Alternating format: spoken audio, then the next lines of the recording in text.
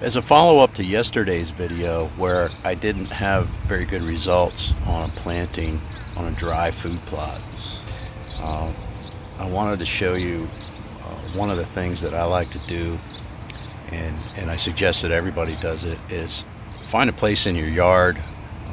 My garden is here. I have some raised beds, and every time I experiment with a new food plot mix, a cover crop mix, I plant it in my garden.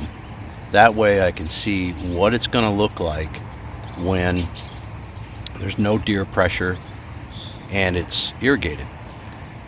This garden planting, I simulated a light disking by just putting the seed down and then raking it in with a rake. But I did loosen the soil. I cheated a little bit. I loosened the soil. I put a little extra topsoil there to make sure it was good and loose. Everything was killed off in here because I had pumpkins growing, and I had some fabric down to keep the weeds from coming up, which didn't work either. Not a very good gardener. I should admit that, I guess. But let me take you on a little tour of this, and we'll see what's working and what's not. Okay, so at the top of this planting is an area that the sprinkler does not reach, and you can see it's pretty sparse, pretty short. But as you come down to where the sprinkler hits it, I have waist-high sunflowers, sorghum Sudan, cowpeas, and sun hemp. I'm pretty sure that there was buckwheat in this mix, but I don't see any buckwheat. It probably doesn't like being shady like this, and so to be fair, the buckwheat probably couldn't grow in here just because it's so suppressive, which is a good thing because, well, there's a dandelion, but you can see that it's not getting very big.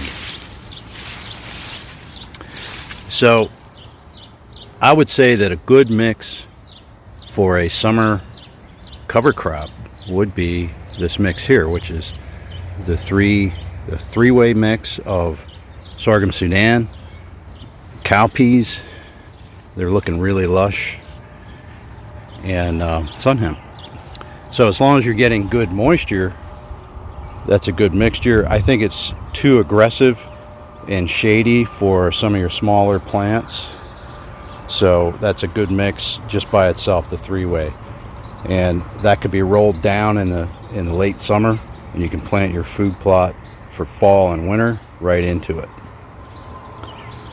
So give it a try sometime.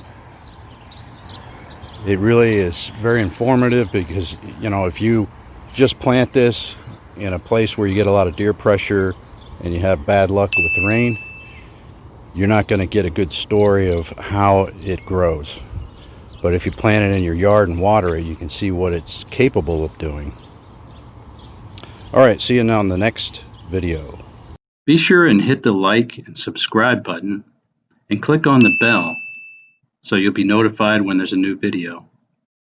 And comment down below and let me know if there's anything you'd like to know more about.